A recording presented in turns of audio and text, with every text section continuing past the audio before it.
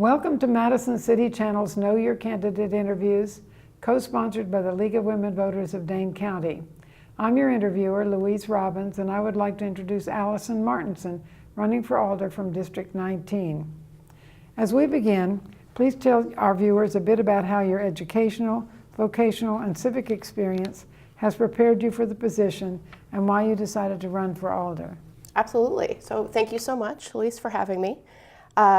As a child, I never had the opportunity to put down roots. And my parents were adventurers, so by the time I was in college, I lived on 8 states and on 3 continents. And that's something I don't want for my daughter. Her name is Eleanor, she's 3, and I want her to have the same experience my husband had. He is from Madison, lived in Stoughton for a long time, and now he's back.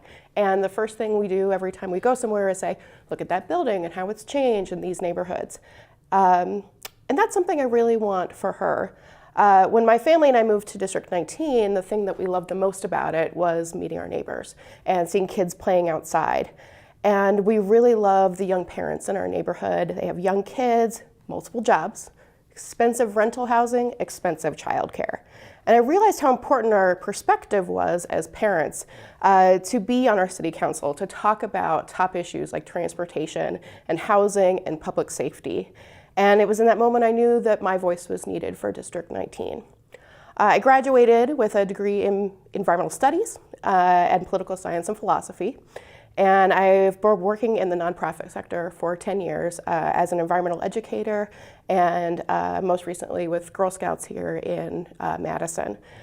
Here I did STEM programming for girls and parents and help girls to see the wealth of opportunities available in science, tech, engineering, and math, where girls are underrepresented. And I also worked a lot with parents to make sure that they knew that their voices would help our kids. Madison's efforts to address chronic homelessness have appeared to fall short, especially with regard to providing sufficient support systems for a housing first approach. What ideas do you have that might create greater success for projects such as the one on Tree Lane? That's a great question, and Tree Lane borders our district, so it's a really important topic for my neighbors. Something I really like to see at Tree Lane is the involvement of community groups, nonprofit groups. I think that our community groups are really great about having an expertise in youth development, in family needs that our city staff might not have. And as a unit, we can all work together to make sure that families have what they need. They have case managers, they have resources, they have workforce development. And those are all things that I think could make Tree Lane a better experience.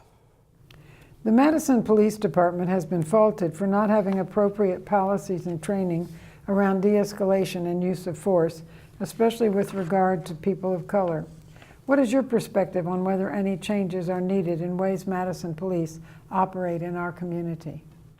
So I agree, that is something that we've really been facing a lot as a community, and something I'd like to see again is that engagement of our community. So one of the recommendations that was made for the police force was having a community task force, a community board that would review practices and make recommendations for the future.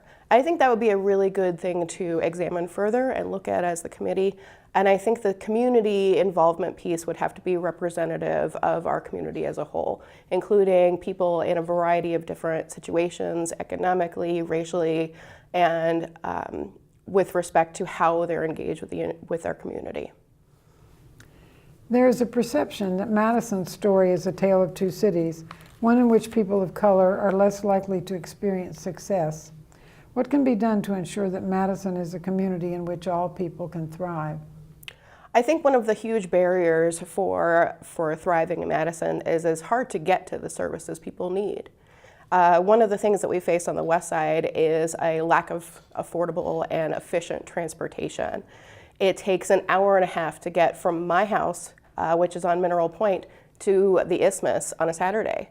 And if I add in a child and dropping off at a location, then that problem is even more insurmountable. I can't even imagine what that would be like for someone who doesn't have access to a car at all, or for someone who needs to go outside of their own neighborhood to get a job. And that siloing that happens as a result of no accessible transportation is one of the big barriers to being able to participate fully in our community, and it's something I want to solve. What issue have you identified as being of primary concern to the residents of your district, and how would you approach tackling it? So a big part of our issues in District 19 is public safety, both because we border an area like Tree Lane, which I think makes people a little bit more anxious, but also because we've had things like break-ins in garages, break-ins into cars. Those situations make it so that people in a community feel less safe. They feel less comfortable being out at night. They feel less comfortable with their own neighbors. I think a way to solve that is really to come back together as a community to meet other people, to have new relationships. We used to have these really vibrant neighborhood associations, and in some areas of our city we still do. But in my neighborhoods, we have some areas where they have very vibrant neighborhood associations, and some areas where they don't exist at all. And in areas where they don't exist, people don't know how to connect with each other. They don't know how to talk to someone when they have a problem, and sometimes they might not know how to face it and get solutions. The relationship between the council and the mayor appears at times contentious. Is this a problem, and if so, how would you improve the relationship? I think a certain amount of contention, it definitely is part of the process. I think that's the problem or the issue of checks and balances, is that sometimes the council has to be a check on the mayor and vice versa. But I also think that there is an opportunity for more collaboration, and I would love to be able to talk to other people in the council as well as the mayor to figure out what processes are in place for a collaborative environment and how we can improve them. What changes, if any, should be made in how the city approaches major projects such as Judge Doyle Square and the public market? I think a big part of those big projects is both getting community input. What is the purpose of these projects? What is the community expectation? How are these developments going to improve the lives of the people in our community?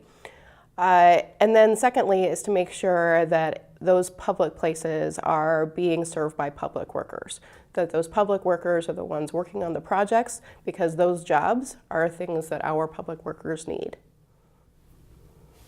What council committees do you want to serve on, and why? That is an awesome question. I actually already sit on the Madison Food Policy Council, as well as the Integrated Pest Management Task Force. I would also be really interested in the Early Child Education Project. My daughter is 3, and so that's a big part of her life right now. And we have a lot of infants and toddlers in Madison and Dane County that are being underserved in our early childhood education. I'm also interested in housing strategy, as well as public works. What would you like to say to the viewing audience as we complete this interview?